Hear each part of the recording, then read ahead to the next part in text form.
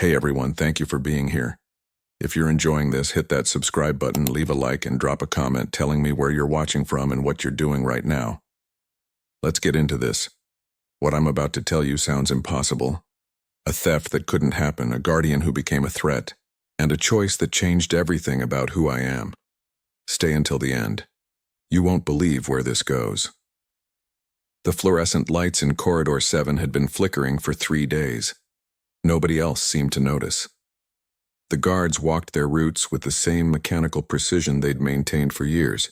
Father Domenico passed me twice during morning rounds, nodding absently as he reviewed his prayer schedule. Even Torres, the head of physical security, brushed off my observation with a tired smile and a promise to check the electrical system. But I noticed, because noticing is what keeps you alive in the relics sector. My name is Jonathan Webb, and I've worked in the Vatican's most classified division for 8 years. The sector doesn't appear on any organizational chart. Our budget flows through accounts labeled Historical Preservation and Theological Research. The 140 people who work here have all signed documents that would make a CIA operative uncomfortable. We don't exist, and the things we guard definitely don't exist. Except they do. I stood in front of Vault 12 at 4:47 a.m., 23 minutes before my official shift began. The biometric scanner read my palm with its usual warm pulse. 3 deadbolts disengaged in sequence. Mechanical, electromagnetic, sanctified. The door itself weighed 9 tons and moved on hinges blessed by 3 different popes. When it swung open, the air that escaped carried the smell of old incense and something else. Something metallic and clean, like ozone after a lightning strike. The vault's interior lighting activated gradually, giving my eyes time to adjust. 73 relics, each in its own containment unit. I'd memorized every one. The phylactery that held a demon prince's name. Fragments of the tablets brought down from Sinai. A feather from something that wasn't a bird. And in the center, elevated on a pillar of carved obsidian, the halo. Except the pillar was empty. My stomach dropped before my conscious mind processed what I was seeing. The containment field still hummed, its energy cycling through their programmed patterns. The wards glowed faintly in the ultraviolet spectrum, undisturbed. Every security measure showed green, but the space where the halo should have been, where it had been when I'd completed my inspection 18 hours earlier, held nothing but air. I didn't move for 30 seconds. My training demanded that I verify, re-verify, consider every explanation before raising an alarm. Maybe I'd miscounted the pillars. Maybe I was looking at the wrong vault. Maybe I was still asleep in my quarters, trapped in a stress dream brought on by too many late shifts. But I knew the truth immediately. The halo was gone. My hand shook as I reached for my radio. Torres answered on the second buzz, his voice rough with interrupted sleep. "Webb?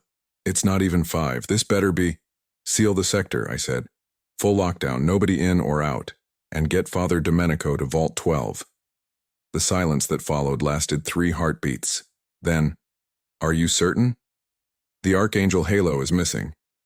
I heard him curse in Spanish, something he never did. "Locking down now, don't touch anything, don't move, I'll be there in 4 minutes. The radio went dead. Around me, I heard the sector's lockdown sequence initiate. Blast doors sliding into place, security stations activating their combat protocols. Somewhere in the barracks, guards were pulling on tactical gear and checking weapons that could kill things bullets barely annoyed. I stood perfectly still, staring at that empty pillar, and tried not to think about what the halo's disappearance meant. Most people think a halo is light, a glowing ring, ethereal and beautiful. They're wrong. A halo is matter, divine matter, condensed into a form that human perception can barely process.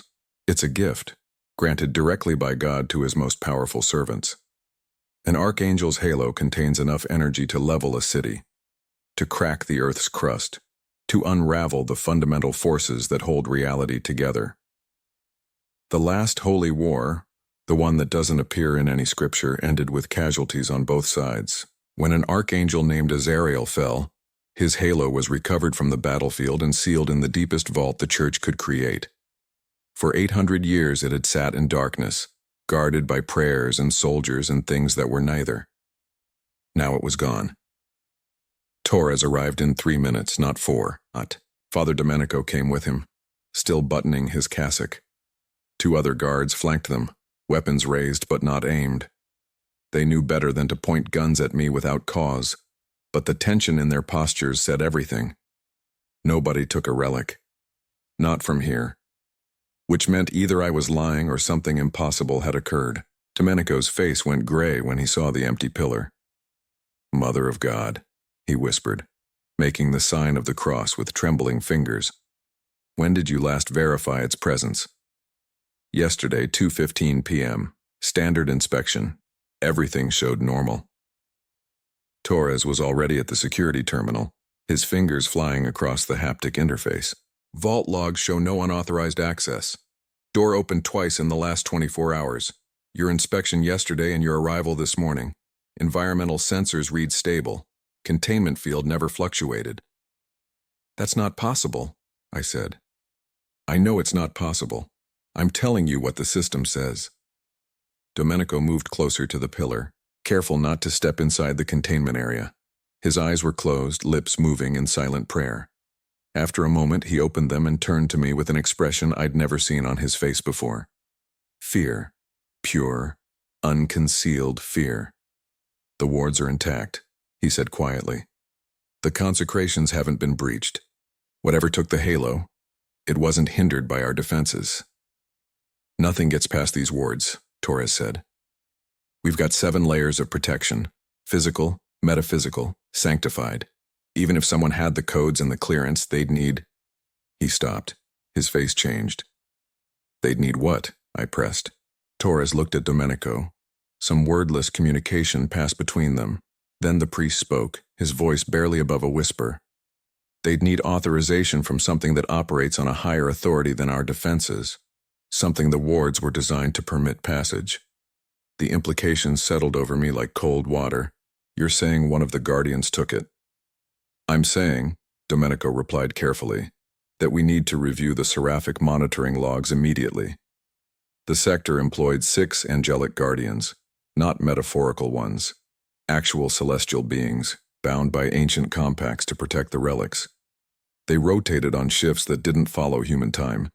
Their presence indicated only by subtle changes in air pressure and temperature. Most personnel never saw them directly. I'd glimpsed one once during my first week, and the memory still made my eyes water." Torres pulled up the monitoring data. It took him several minutes to parse the information. Angelic activity didn't translate cleanly into digital formats, but gradually a pattern emerged. "Guardian Raziel," he said, pointing to a spike in the readings. "Last night between 2 and 3 a.m., his present signature moved through Corridor 7, entered this vault, and remained stationary for 17 minutes. 17 minutes, I repeated. What was he doing for 17 minutes? "The Halo's containment has safeguards even I can't bypass quickly," Domenico said. "Someone with intimate knowledge of the security systems, given time and access, could take it without triggering alarms," I finished. We stood in silence, absorbing the enormity of the situation. An angel, one of our own guardians, had betrayed the trust that had existed for centuries, had stolen a weapon capable of destroying half of Europe. The question wasn't just how or why. The question was, what did he plan to do with it? "We need to notify the council," Torres said. "No." The word left my mouth before I'd consciously decided to speak. Both men stared at me. "Not yet. If word gets out that an angelic guardian went rogue, if the council starts initiating emergency protocols—" "What?" Torres demanded. "You think we should keep this quiet?" "I think we have maybe hours before Raziel uses that halo for whatever he's planning. The moment we pull the council into this, we lose operational flexibility. Everything becomes committee decisions and risk assessments." "He's right," Domenico said reluctantly. "The council will lock down the entire Vatican. They'll evacuate civilians from the surrounding area, the media attention alone. We'll tell Raziel we're onto him," I concluded.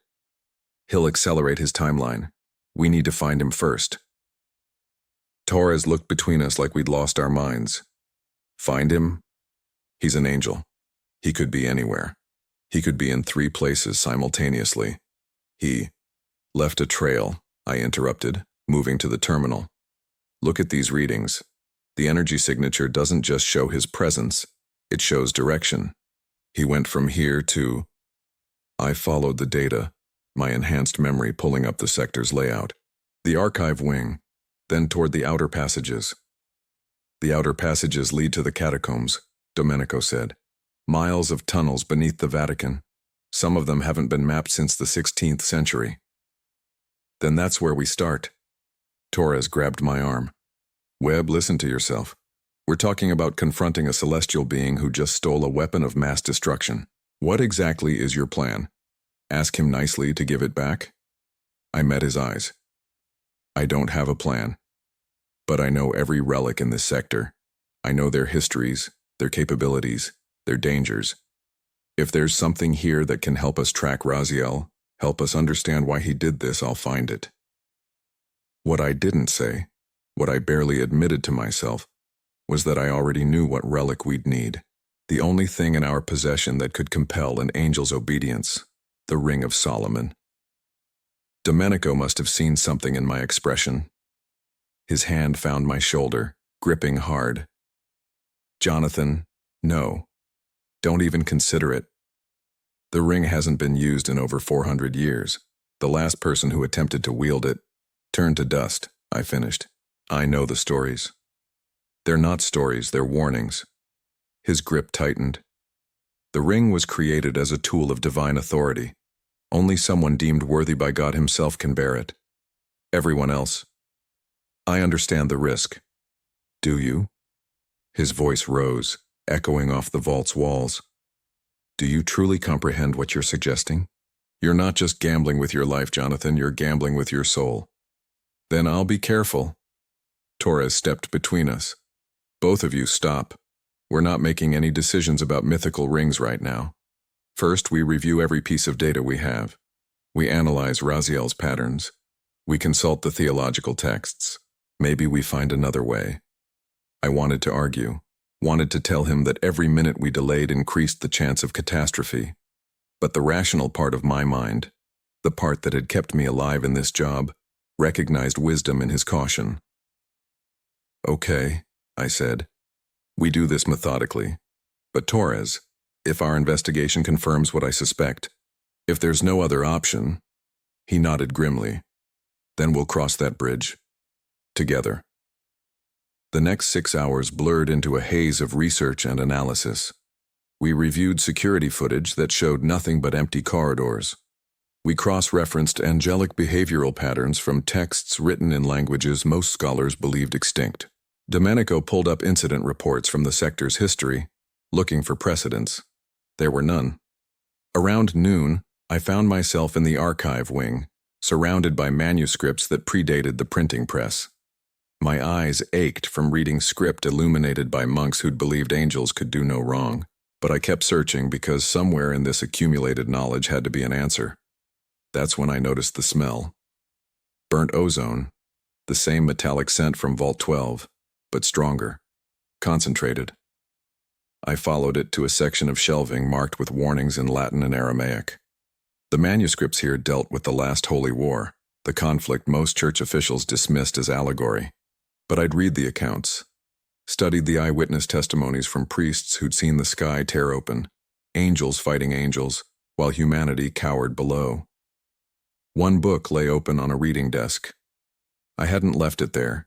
Nobody had been in this section since my arrival.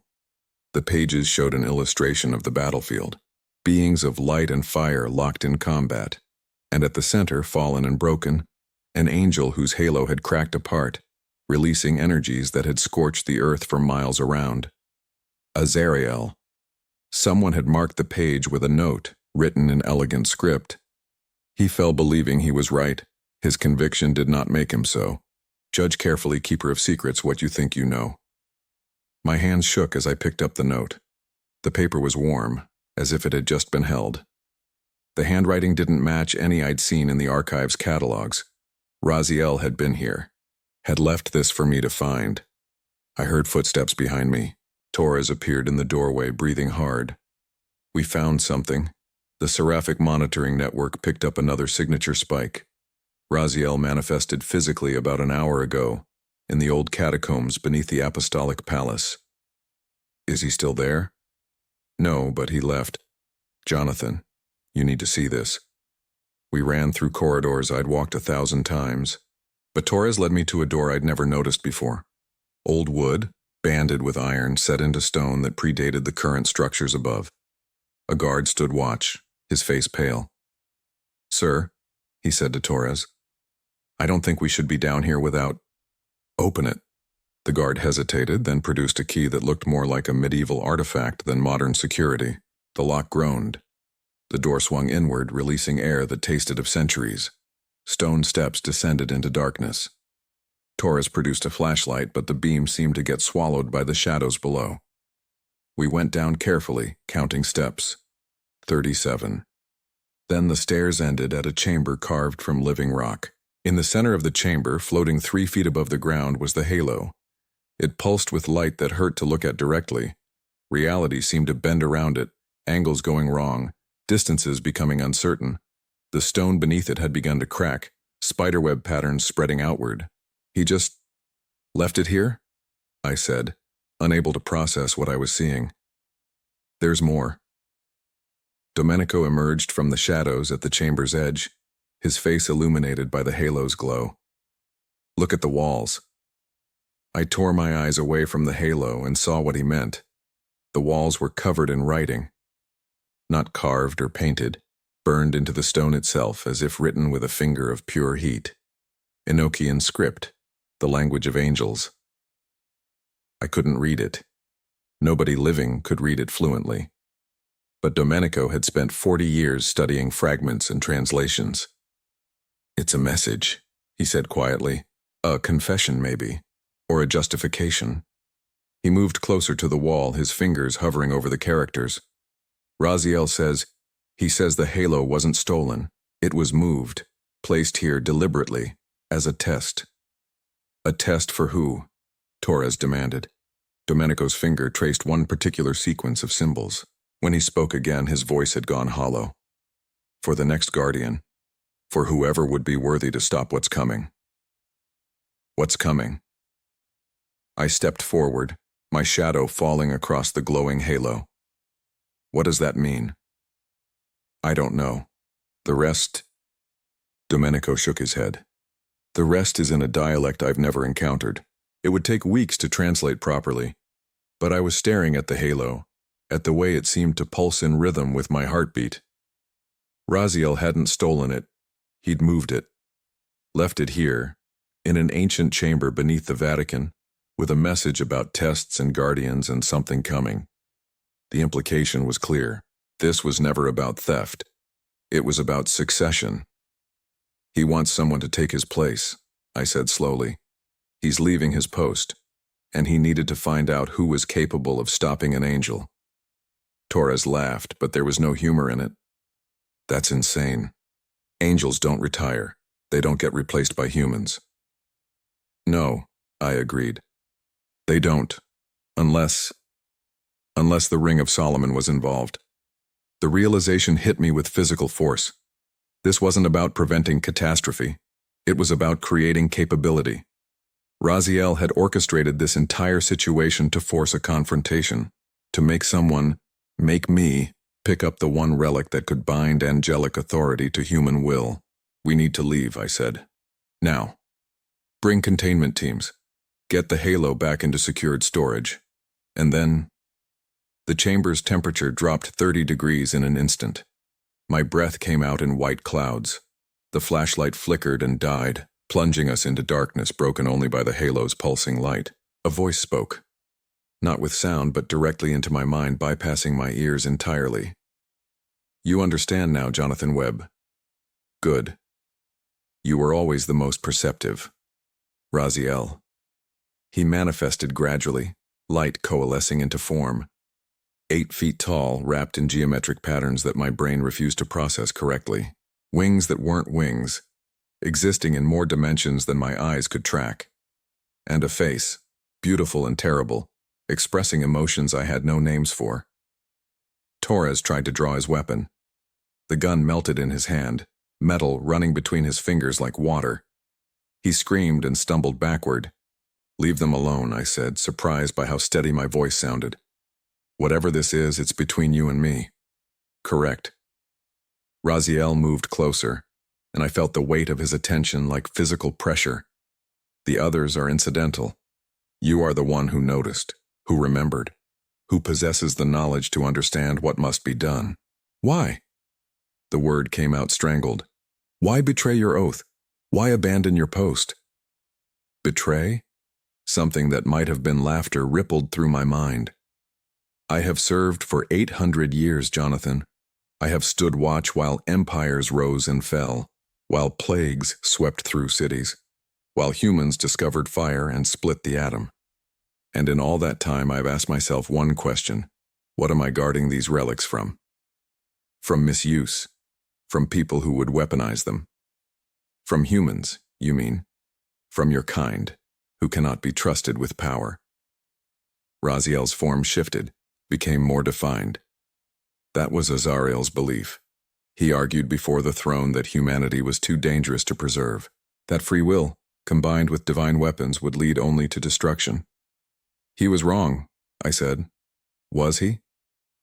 Raziel gestured, and images flooded my mind. Wars fought over relics, crusades justified by holy artifacts, power corrupting even the most faithful. I have watched humans prove Azariel right, again and again. And yet, I have also watched you prove him wrong. Watched you choose mercy when vengeance was justified. Choose sacrifice when self-preservation screamed louder. He drifted closer, until I could feel the heat radiating from his form. "The last holy war never truly ended, Jonathan. It merely paused." The question Azariel raised, whether humanity deserves to survive to wield power to shape their own destiny, remains unanswered. And now, after centuries of observation, I have reached my conclusion. Which is that I cannot be the one to answer it. Angels are too far removed from your struggles.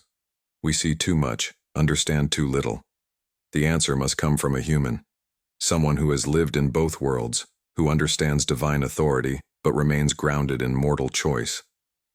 Understanding crashed over me. You want me to take your place, to become a guardian. Not a guardian. Something new, something. A bridge between heaven's authority and human wisdom. The Ring of Solomon was created for exactly this purpose, to grant humans the ability to command divine obedience. But it has sat unused for 400 years, because everyone forgot why it was made. "It was made to control demons," I said weakly. "It was made to grant humans dominion over the spiritual realm. Demons, angels, principalities, and powers, all subject to the bearer's will." Solomon didn't just command demons, Jonathan. He commanded everything that wasn't human, because God wanted humanity to have that option, that choice. The halo pulsed brighter, and I realized it was responding to Raziel's words, or maybe to my racing heartbeat. "And if I'm not worthy? If the ring rejects me? Then you will die, and the question remains unanswered. Azariel's faction will claim vindication, the war will resume, and this time," Raziel's form flickered. "This time, I fear humanity will not survive the crossfire." Domenico had been silent throughout the exchange, but now he stepped forward. "This is madness. You're asking him to gamble everything on a test that hasn't been administered in 4 centuries. Even if he survives, even if he's deemed worthy, you're proposing to fundamentally alter the balance of power between heaven and earth. The consequences are inevitable," Raziel interrupted. "The balance has already shifted. New powers rise. Old agreements crumble. Change is coming, whether we orchestrate it or not. I am simply trying to ensure that when it arrives, humanity has a voice in what follows." He turned back to me, and I felt the full weight of his regard. "You have 6 hours, Jonathan Webb. That's how long the halo can remain unstabilized before its energies begin to fracture reality. Either you claim the ring and take your place as the bridge between our kinds, or I will be forced to trigger the Halo's collapse myself. A controlled destruction that will erase this entire region, but prevent wider catastrophe. You destroy the Vatican, kill thousands? I would do what duty demands, as I have always done. His form began to dissipate. The ring is in Vault 3, behind protections only you can navigate. Your choice, Keeper. Your answer to Azarel's question. Prove him wrong or prove him right. And then he was gone, leaving us in darkness with a weapon of mass destruction floating above cracked stone. Torres was clutching his burned hand, tears streaming down his face. Domenico had sunk to his knees, muttering prayers in Latin. And I stood frozen, staring at the halo, knowing that in 6 hours reality would tear itself apart unless I did the one thing every rational part of me screamed was impossible. I had to prove I was worthy of a power that turned unworthy men to dust. The choice, as Raziel said, was mine. We got Torres to the medical wing first. The burns on his hand were severe, 3rd degree across the palm where the gun had liquefied. The medic on duty, a woman named Adriana who'd seen worse things than melted metal, didn't ask questions. She just cleaned the wound, applied synthetic skin grafts, and administered enough morphine to make Torres's eyes glaze over. Stay here, I told him. Rest. We'll handle the rest. He grabbed my wrist with his good hand, surprisingly strong despite the drugs. Don't do it, Webb. There has to be another way. 6 hours, I reminded him gently. You heard Raziel. We don't have time for another way. Then evacuate. Get people out of the blast radius. Let him trigger the collapse in an empty city. And prove Azariel right. Show that when faced with an impossible choice, humanity runs. I pulled my hand free. That's not an answer, that's surrender. Torres's grip loosened as the morphine pulled him under.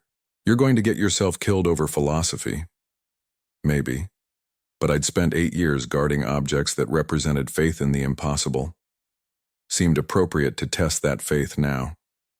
Domenico waited outside the medical wing, his face drawn and pale. He'd aged a decade in the last hour. I've sent word to the council, he said quietly. Coded message. They'll know something catastrophic is developing, but not the specifics. We have perhaps 2 hours before they demand details. Then we better move fast.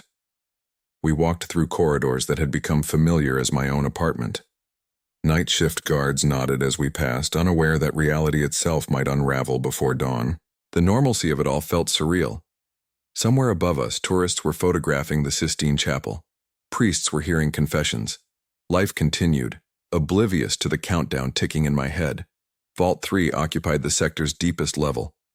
Getting there required descending through 3 separate security checkpoints, each more severe than the last. Biometric scans, blood verification. A final door that required 2 people to open simultaneously, keys inserted and turned in perfect synchronization. Domenico had the second key. We stood on opposite sides of the door, metal cold in our hands. Jonathan, he said, his voice echoing in the narrow corridor. Before we do this, before you even see the ring, I need you to understand what you're walking into. I know the history. Solomon received the ring directly from the Archangel Michael. It gave him authority over, not the history, the truth. Domenico's hand trembled on his key. I've been the sector's theological advisor for 23 years. In that time, I've read every account, every testimony, every scrap of information about the ring. And what I've learned is this: worthiness isn't what you think it is. I waited, sensing he needed to say this. The ring doesn't judge character, he continued. It doesn't measure goodness or faith or moral purity. It measures compatibility with divine will. And divine will... He laughed bitterly. Divine will is vast and strange, and utterly indifferent to human concepts of justice. Solomon himself enslaved demons to build the temple, used them as tools, as slaves. The ring deemed him worthy, Jonathan. What does that tell you? That worthiness and goodness aren't the same thing. Exactly. So when you put on that ring, if you survive, if you're deemed compatible with God's authority, he met my eyes. You need to be prepared for what that compatibility might cost you, what it might reveal about yourself.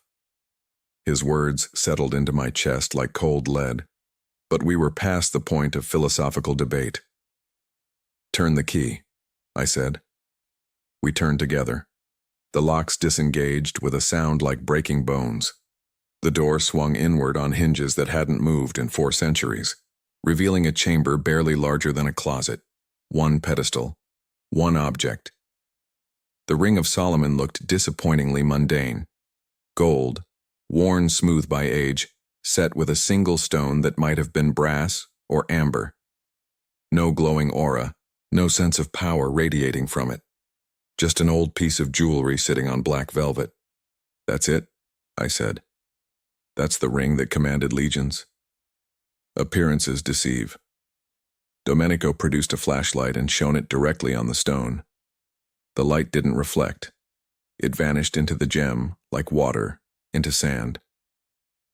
The ring exists partially outside our dimensional framework. What you're seeing is just the portion that intersects with physical reality. The rest? He waved vaguely. The rest is elsewhere. I stepped closer, my heart hammering. This close, I could feel something. Not power exactly. More like potential. Like standing at the edge of a cliff, feeling the pull of gravity even though you're not falling yet. "How does it work?" My voice came out hoarse. "You put it on. That's all. The ring does the rest. If you're compatible, it bonds. If you're not..." Domenico made a gesture like dust scattering. 3 people have attempted to wear it since the sector was established. One in 1612, a cardinal who believed his faith would protect him. One in 1789, a scholar who thought he'd found a theological loophole. One in 1943, a general who wanted to use it against the Nazis. What happened to them? The cardinal left a scorch mark on the floor that's still there. The scholar imploded, his entire body compressed to a sphere roughly the size of a marble. The general simply ceased to exist, no ash, no residue, just gone. Erased so thoroughly that people forgot he'd ever lived. I reached out, my hand hovering inches from the ring. "Don't touch the pedestal," Domenico warned. "The containment field will activate and you'll lose the hand. You have to lift the ring directly, commit fully to the choice. No hesitation, no second chances." My fingers were 6 inches away. 4, 2. "Wait!" Domenico's voice cracked. "Jonathan, wait. There's something else." I paused, hand extended. "If you survive this, if the ring accepts you, you won't be the same person." Solomon spent his final years alone, abandoned by his people, driven half mad by the weight of divine knowledge. The ring shows you truths humans aren't meant to comprehend. It gives you authority over beings that predate creation. That kind of power changes you at a fundamental level. I know. Do you? Do you really? He grabbed my shoulder, spinning me to face him. Tears streaked his weathered face. "I've watched you grow in this job. Watched you maintain your humanity despite the horrors we guard. You still laugh at bad jokes. You still call your mother every Sunday. You're still Jonathan Webb, a kid from Baltimore who wanted to serve something greater than himself. If you put on that ring, that person dies. Maybe not physically, but spiritually. Irrevocably." I gently removed his hand from my shoulder. "Father, we have 5 hours until Raziel triggers a catastrophe. Torres is drugged in medical. You're exhausted. I'm the only one who can do this." "That doesn't mean you should." "No. But it means I will." I turned back to the pedestal, reached out and lifted the ring. Nothing happened. The metal was warm in my palm, slightly heavier than it looked. I held it up to the light, examining the engravings around the band. Hebrew letters, ancient and precise. The stone caught the flashlight beam and held it, creating patterns that shifted and morphed. "Put it on," Domenico whispered. "Quickly, before you lose your nerve." I slid the ring onto my right index finger. For 3 seconds, still nothing. I felt foolish, standing there with an oversized piece of jewelry on my hand. Maybe the ring had exhausted its power centuries ago. Maybe divine authority had an expiration date. Maybe pain. Not physical pain. Worse. The ring burned through every certainty I'd ever held, every belief, every assumption about reality. My mind cracked open like an egg, and something vast poured in.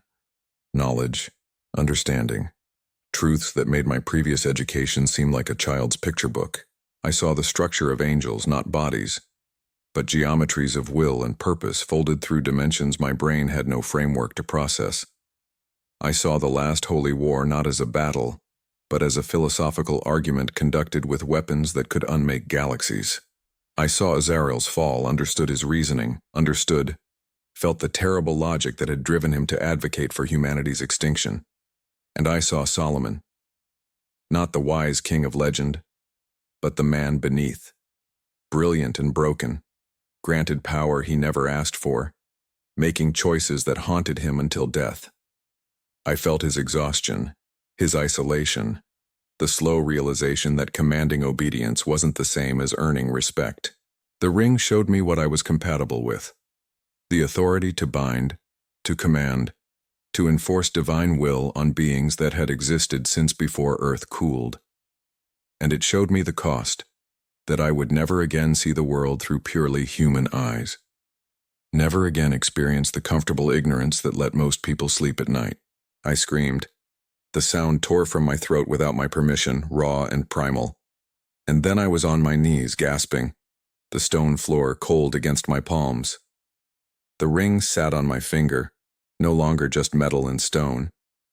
It had become part of me, integrated into my biology at a level deeper than cells or DNA. I could feel it in my blood, in my breath, in the rhythm of my heart. Domenico crouched beside me, hands hovering uncertainly. "Jonathan, can you hear me?" "Yes." My voice sounded strange, layered, as if multiple versions of myself were speaking simultaneously. "I can hear you. Are you still you?" I looked up at him, and from his expression I knew my eyes had changed, probably glowing faintly the way Raziel's had. "I don't know. Ask me tomorrow." He helped me stand. My legs felt steady despite the ordeal.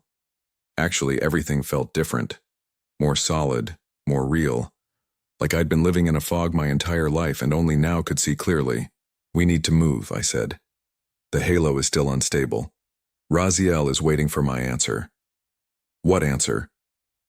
"Whether humanity deserves to survive." I flexed my hand, feeling the ring's weight.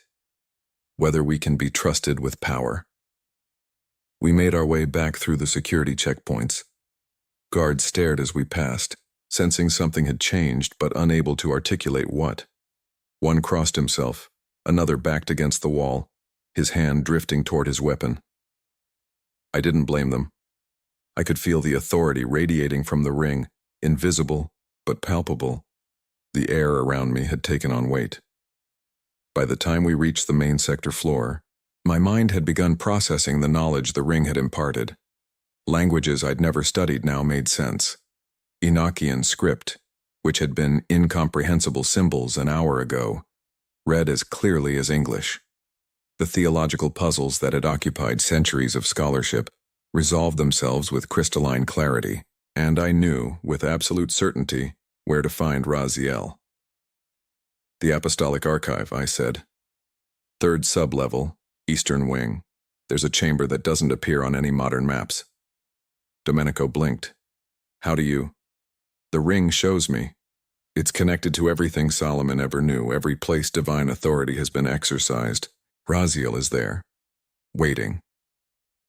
We descended through passages that grew progressively older, stone giving way to bedrock carved by hands that predated Rome. The air tasted of minerals and time. My footsteps echoed in rhythms that shouldn't have been possible, creating harmonics that made Domenico wince. The chamber Raziel had chosen was circular, walls covered in frescoes so ancient the pigments had faded to ghosts. In the center, kneeling on bare stone, the angel waited. He'd taken a more human form, still 8 feet tall, still radiating light, but with features I could look at without my eyes watering. "You survived," he said as we entered. Not surprised, stating fact. I did. "And now you understand." What the ring is. What I'm asking you to become. Yes. I stepped into the circle, feeling the consecrations beneath my feet activate in response to my presence. They recognize the ring's authority, yielding without resistance. You want me to be a bridge, to hold divine power while maintaining human perspective. To answer Azariel's question, not with words, but with choices. Will you? I looked at the ring on my finger, at Domenico standing in the doorway, his face a mask of worry and hope. At Raziel, who'd orchestrated this entire situation because he believed humanity needed a voice in cosmic affairs. If I say yes, I asked slowly, what happens to you? I am released from my duty, free to return to the throne, to rest after 800 years of service, or perhaps to pursue other purposes. The choice becomes mine again. And if I say no, then I trigger the halo's collapse, a controlled apocalypse. Thousands die, but millions survive. And the question remains unanswered for another age. He tilted his head. But you won't say no. How do you know? Because the ring accepted you, and it only accepts those who will carry the burden, who will make the hard choices, who will stand between humanity and the forces that would judge them. Raziel's form brightened. You already know what you're going to do, Jonathan Webb. You knew the moment you put on the ring. He was right. The knowledge the ring had imparted included more than languages and history. It included purpose. Understanding of why Solomon had been chosen, why the ring had been created. Not to dominate, but to bridge. To give humanity a seat at the table when divine powers debated mortal fates. I need something from you first, I said. Name it. The truth about Azariel. About why he really fell. Raziel was silent for a long moment.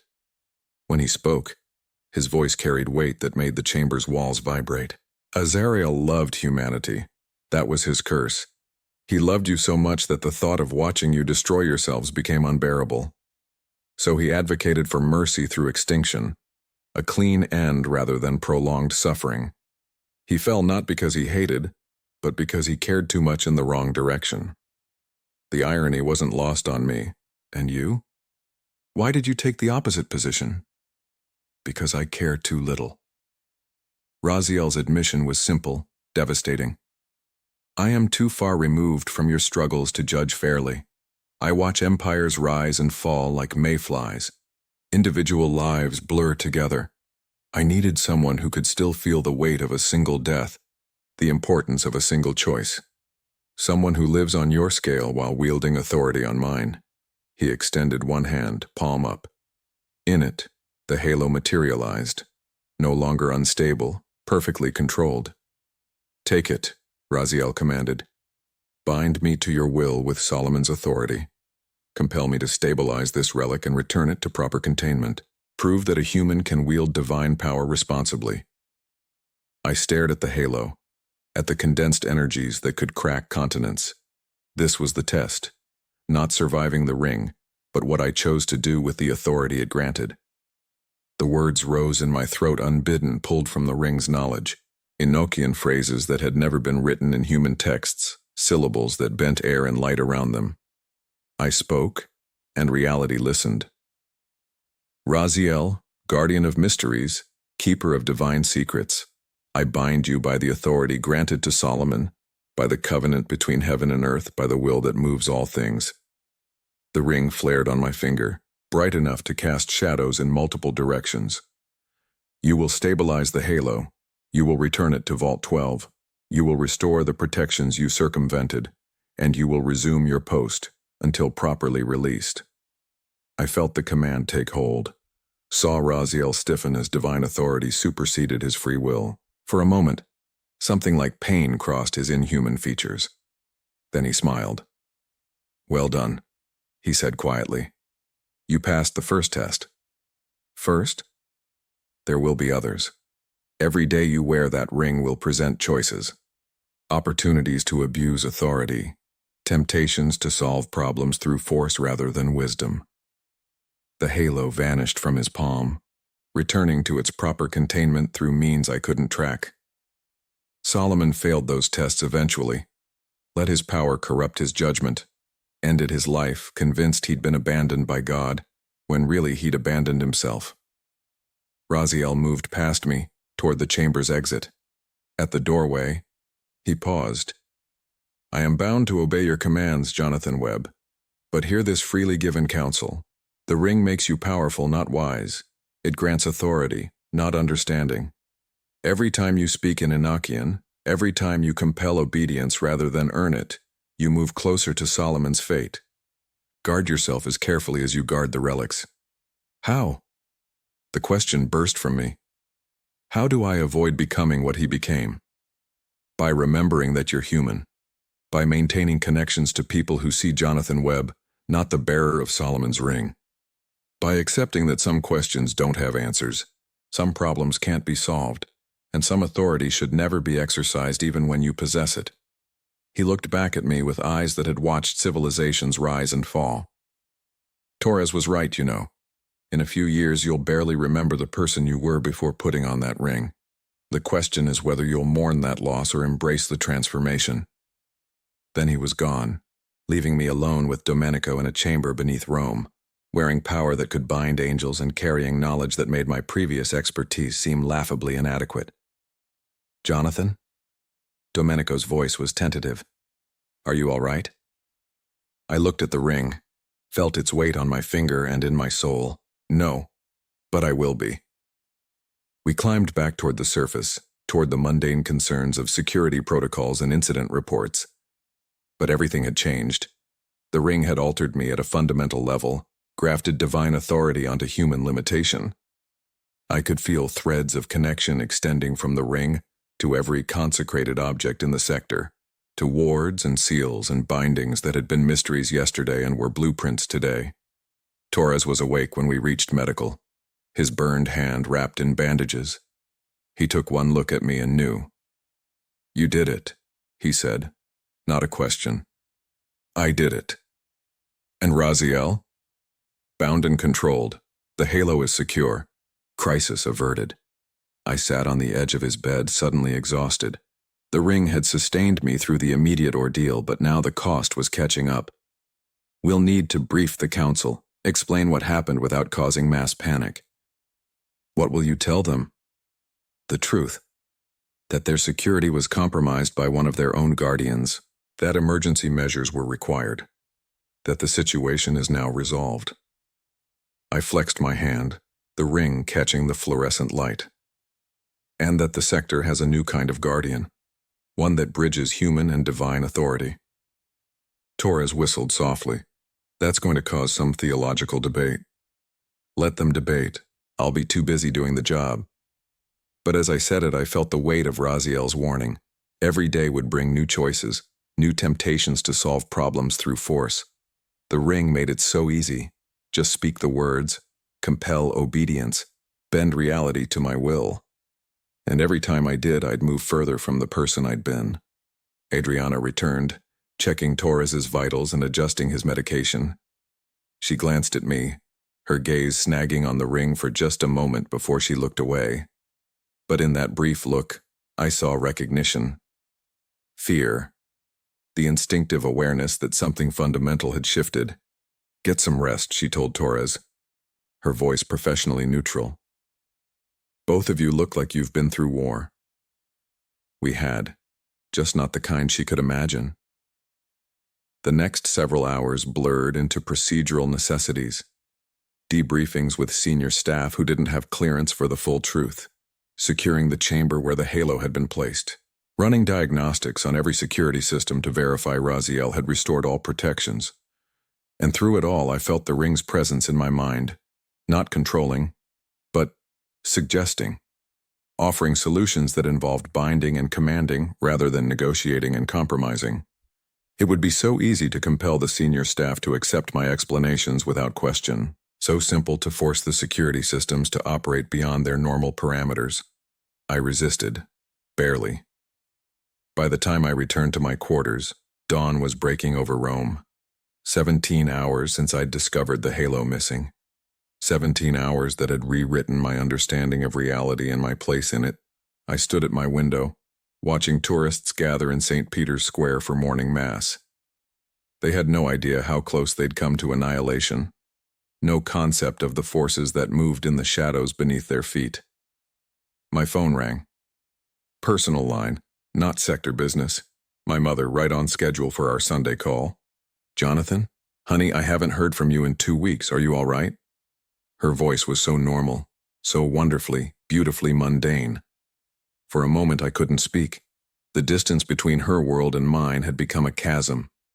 "I'm fine, Mom, just busy. Work stuff." "You always say that. Jonathan, you need to take care of yourself. When was the last time you had a proper meal? When did you last get a full night's sleep?" I almost laughed. When had I last slept? Before I bound an angel. Before I became a contingency. "I'll rest soon, I promise." We talked for 15 minutes. She told me about her garden, about my cousin's new baby, about the weather in Baltimore.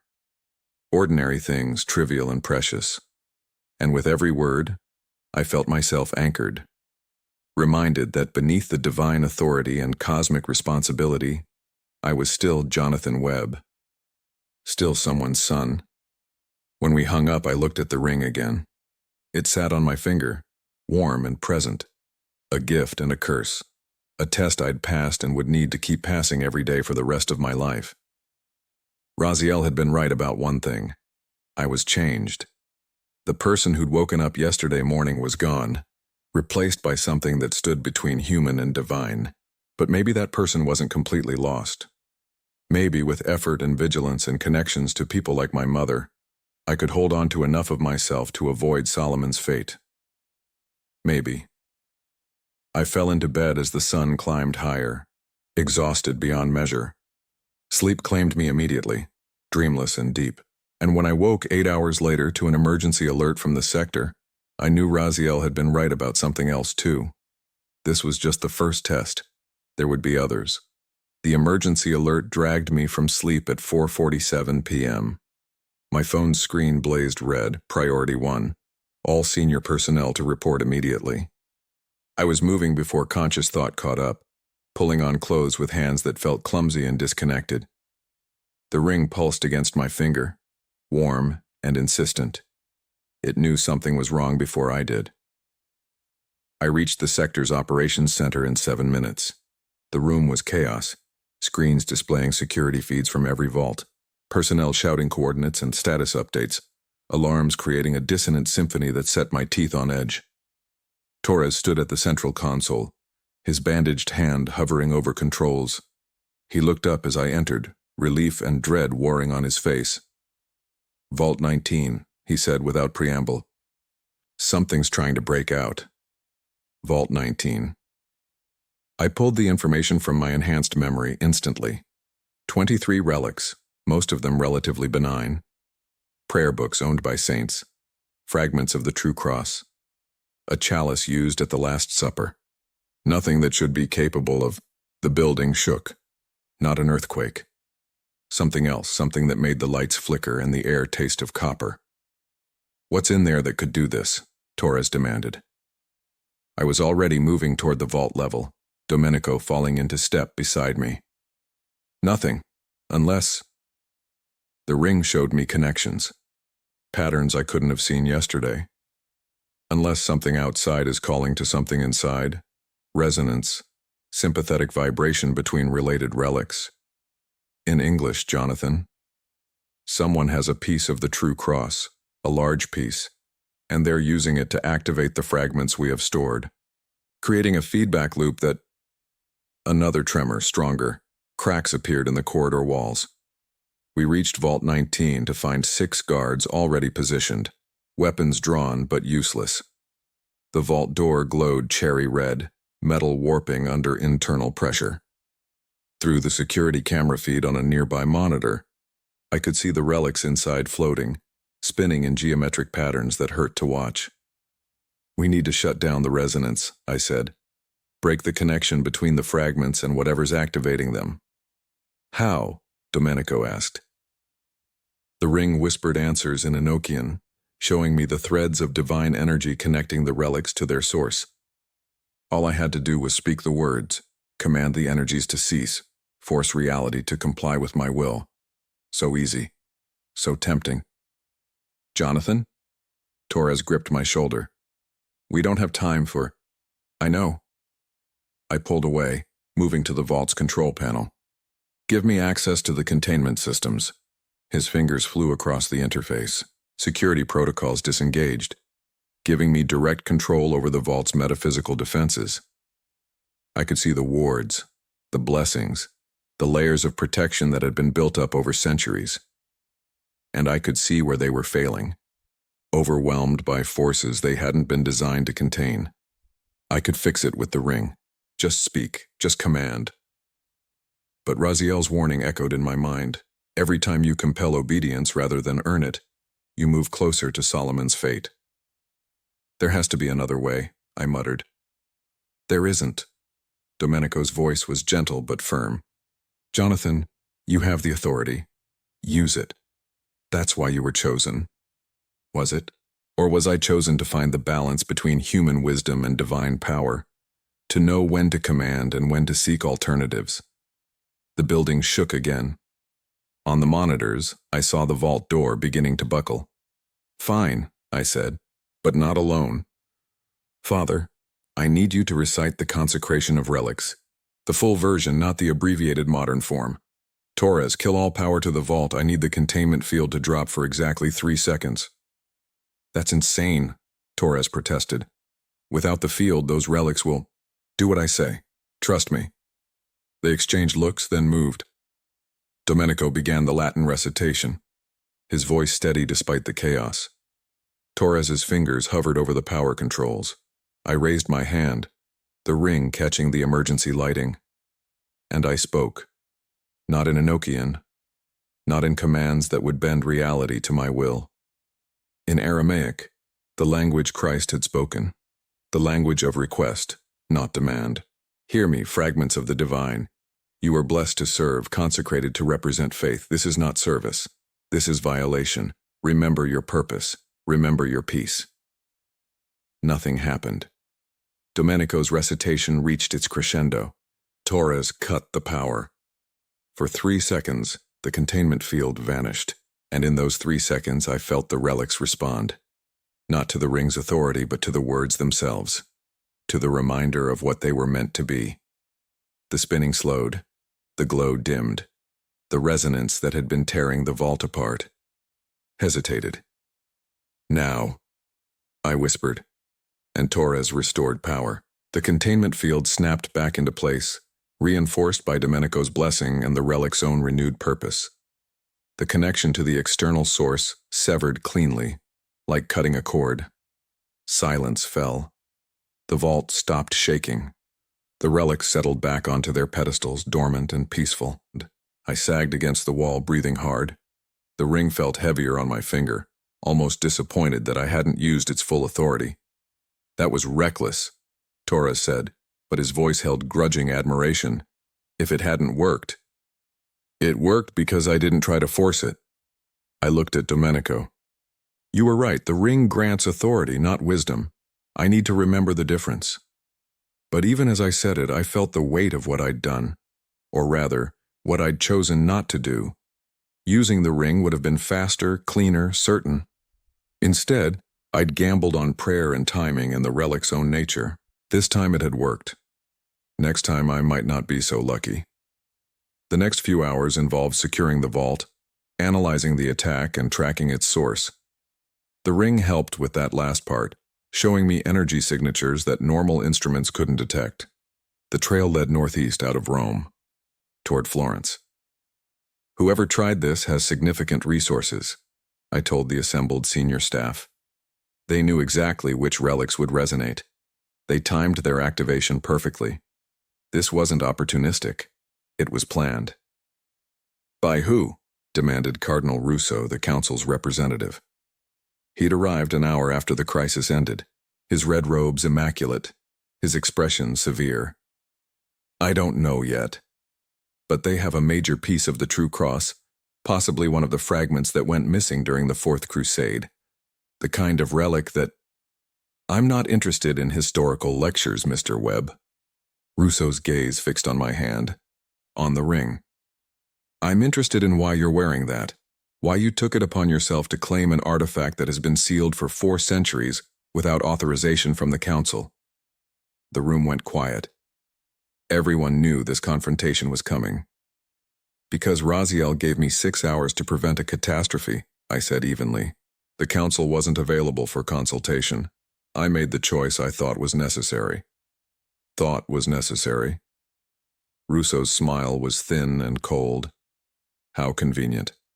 And now you possess authority that supersedes our own. You can command angels, bind demons, override any security measure we have in place. You've made yourself into the single most powerful person in the sector. I saved thousands of lives. Perhaps. Or perhaps you've simply delayed a different catastrophe. One where human ambition, enhanced by divine authority, leads to exactly the kind of disaster we're meant to prevent. He stepped closer, and I noticed 2 Swiss guards moving to flank him. The ring has corrupted every bearer except Solomon himself. What makes you think you'll be different? I don't think I'll be different, I admitted.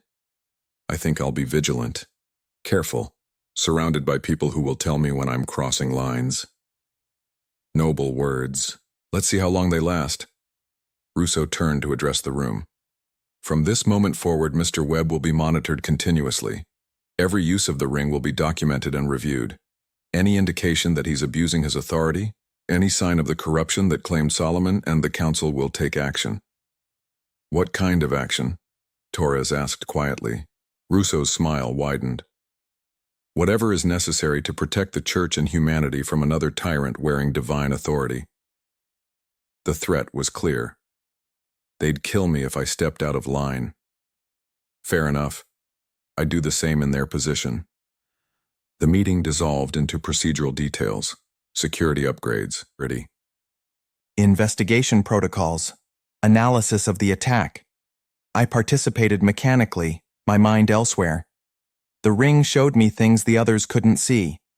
Fault lines in the sector's defenses, vulnerabilities in our procedures, connections between relics that suggested patterns I couldn't quite grasp. And it showed me something else. A thread of energy, faint but persistent, leading from the sector toward Florence, toward whoever had tried to activate our relics. I needed to follow that thread, but alone, without council oversight or authorization, because the ring whispered that this attack was just a probe, a test to see how we'd respond. The real assault was still coming. 3 days later, I found myself on a train to Florence, wearing civilian clothes and carrying forged credentials. Torres had helped arrange my absence. Officially, I was on mandatory psychological evaluation following the Raziel incident. Unofficially, I was hunting whoever had tried to weaponize our relics. The ring made investigation absurdly easy. I could sense divine energies the way a bloodhound smelled scents. By my 2nd day in Florence, I'd tracked the source to a restored medieval church on the city's outskirts. Santa Maria del Fiore, St. Mary of the Flowers. The church looked normal enough. Tourists photographed its facade. A few elderly women entered for evening prayers, but beneath the surface I felt it. A massive concentration of consecrated objects, all resonating with the same frequency that had attacked Vault 19. I waited until midnight, then approached the church's side entrance. The door was locked, but the ring showed me the wards protecting it. Simple ones, easily bypassed with the right words. I spoke in Enochian, hating myself for the convenience. The wards parted. The lock clicked open. Inside, the church was dark, except for candles burning near the altar. I moved through shadows, following the energy signature down stone stairs into crypts that predated the current structure. And there, in a chamber lined with relics, I found them. 12 figures in white robes, kneeling in a circle around a massive wooden cross. The cross glowed faintly, power cycling through it in rhythmic pulses, and at its center, embedded in the wood, was a piece large enough to have held Christ's hand. One of the figures rose, turning to face me. A woman, perhaps 60, with eyes that held the zealot certainty I'd learned to fear. "Jonathan Webb," she said, "the bearer of Solomon's ring. We've been expecting you." Have you? I kept my hand visible, the ring catching candlelight. Mind explaining why you tried to destroy the Vatican? Destroy? No. She smiled. We tried to liberate, to free the relics from the church's hoarding. These objects were meant to serve God's will, not rot in vaults beneath Rome. They're too dangerous for humans to wield? Her smile widened. Like the ring you wear? The authority you claimed without divine sanction? You're exactly what the church claims to prevent. Human ambition wrapped in holy purpose. The accusation struck deeper than I wanted to admit. I did what was necessary. So do we. She gestured to the cross. This fragment has been in my family for 800 years, passed down since the Crusades. For generations, we've watched the church accumulate power while claiming humility, hoarding artifacts while preaching charity, building an arsenal of divine weapons while condemning those who seek the same. We protect these relics from misuse. You weaponize them. She took a step closer. Raziel told you, didn't he? About the last holy war, about Azrael's question. The church has been preparing for that war to resume, building contingencies, creating human vessels capable of wielding divine authority. You're not a guardian, Jonathan. You're a weapon, the church's answer to angelic threats. The words resonated with uncomfortable truth. Raziel had called me a contingency. The council monitored me as a potential threat. I'd become exactly what this woman described, a human armed with divine power, pointed at enemies real and imagined. Even if that's true, I said slowly, what you're doing won't change it. Trying to free the relics will just cause chaos. People will die. People are already dying. The church's monopoly on divine power creates imbalance. We seek to redistribute that power, to remind the faithful that God's grace isn't locked in vaults. Behind her, the other 11 figures rose, forming a circle around me. I felt their conviction, their absolute certainty in their cause. They weren't villains. They were believers who'd arrived at different conclusions about faith and power, and they were wrong. I can't let you continue, I said. We know. That's why we called you here. The woman's expression softened. We don't want violence, Jonathan. We want you to understand, to see that the ring you wear represents everything the church claims to oppose. If you truly believe in protecting people from divine power's misuse, you'd take off that ring and destroy it. The suggestion sent a spike of panic through me. The ring had bonded to my finger, integrated into my biology. Removing it would be like tearing out part of my soul. And destroying it, that would eliminate one of humanity's only defenses against angelic threats. Wouldn't it? Or was I just rationalizing, justifying my possession of power by claiming necessity? I need time to think, I heard myself say. We don't have time. Tomorrow we attempt another liberation, and this time we won't hold back. We'll activate every consecrated object in Italy simultaneously.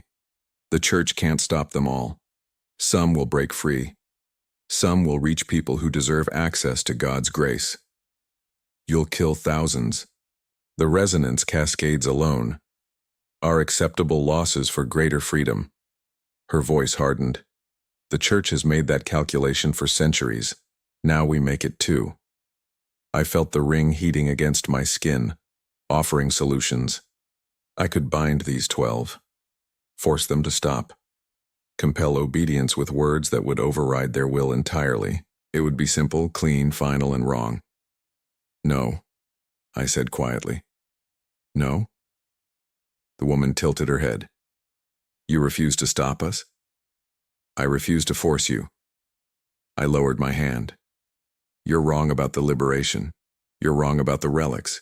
But you're right about me, about the ring, about what I represent. I turned to leave, and heard her gasp of surprise.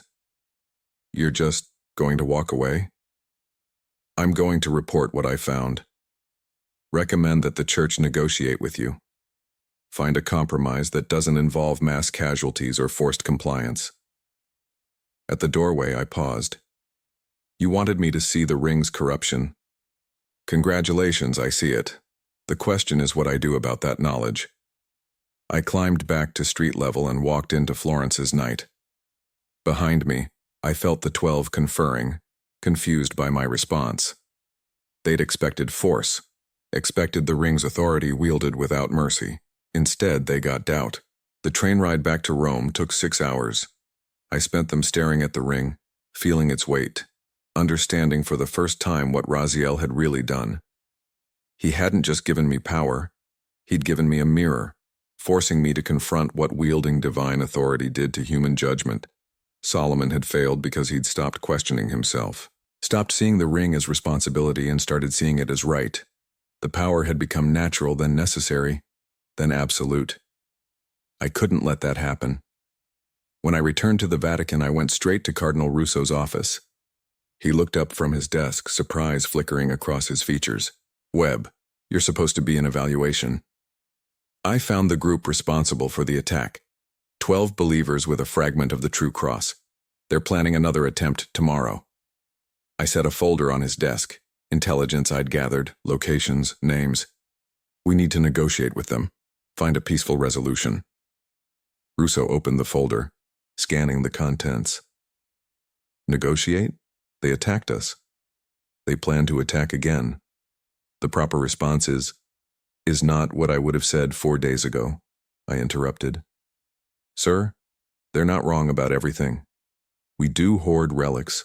We do centralize divine power. And they're right that I represent something troubling. Human authority backed by divine force, with minimal accountability. Are you questioning your own worthiness? Every day, and that's exactly what I should be doing. I met his eyes. The ring makes it easy to solve problems through force, to command instead of persuade, to see people as obstacles rather than individuals with legitimate concerns. If I stop questioning that impulse, if I start thinking my authority justifies any action, then I become the threat we're meant to prevent. Russo leaned back, studying me with an expression I couldn't read. You realize this makes you either admirably self-aware or dangerously unstable. Probably both. But here's what I know. Tomorrow, that group tries their liberation. If we respond with force, people die and nothing changes. If we negotiate, maybe we find a middle path. Maybe we create a framework where divine relics can be accessed under controlled conditions, where the church's protection doesn't look like hoarding. You're proposing we fundamentally alter centuries of policy because 12 radicals made you uncomfortable. I'm proposing we evolve, adapt, recognize that the world has changed and our approach needs to change with it. I touch the ring. This authority I carry, it terrifies me, not because of what it can do, but because of how easy it becomes to use it, how natural it feels to command instead of request. That's the real danger, not the power itself, but how it corrupts perspective. Silence stretched between us. Then Russo nodded slowly. I'll bring your recommendation to the council. No promises. That's all I ask.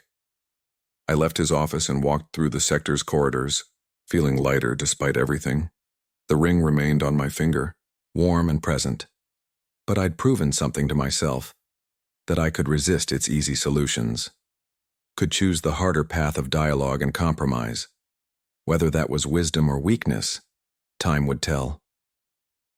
3 weeks later, the council announced a new initiative, the custodian program. Select religious communities could apply for supervised access to certain relics, under strict protocols and church oversight. It wasn't everything the 12 believers had wanted, but it was a start.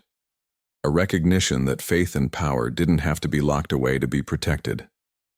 The woman from Florence, her name was Elena Marchetti, became one of the program's first coordinators. We spoke occasionally, navigating the uncomfortable space between former adversaries working toward shared goals. And through it all, I wore the ring, felt its weight, resisted its temptations. Some days were easier than others. Torres's hand healed, though he'd carry scars from where the gun melted. We never spoke about that night, but sometimes I caught him watching me with an expression that mixed concern and calculation. wondering probably when I'd cross the line, when the ring's corruption would manifest. I wondered too. Domenico continued as theological advisor, but our relationship changed.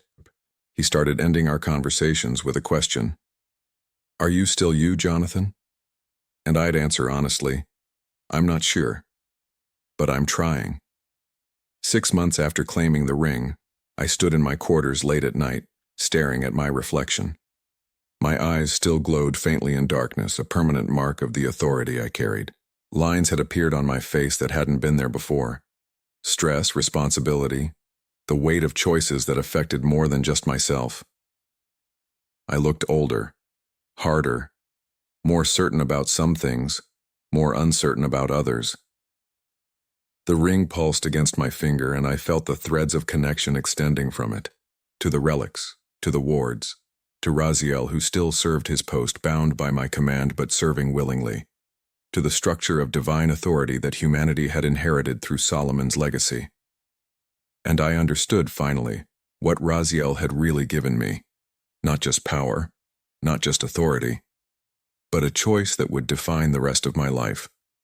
Whether to wield divine force with human wisdom, or to let divine force reshape human judgment. Every day I chose, and every day the choice got harder. My phone rang. My mother, right on schedule. Jonathan, honey, you sound tired. Long week, Mom. You always say that. Are you taking care of yourself? I looked at the ring, at the reflection of someone I barely recognized anymore. I'm trying. We talked for 30 minutes. She told me about her church's new minister, about the neighborhood cat that kept stealing her tomatoes, about ordinary things that felt precious and distant. And when we hung up, I felt anchored again, reminded of who I was beneath the authority. Jonathan Webb, from Baltimore, who wanted to serve something greater than himself, who'd succeeded and now had to live with the consequences. The next morning brought another crisis. Always another crisis. Vault 7 showed anomalous readings. A relic was activating without external stimulus. Could be a malfunction. Could be something worse. I grabbed my jacket and headed for the door, the ring already showing me possibilities, offering solutions in Enochian syllables that would make the problem vanish. But I'd choose how to use those solutions.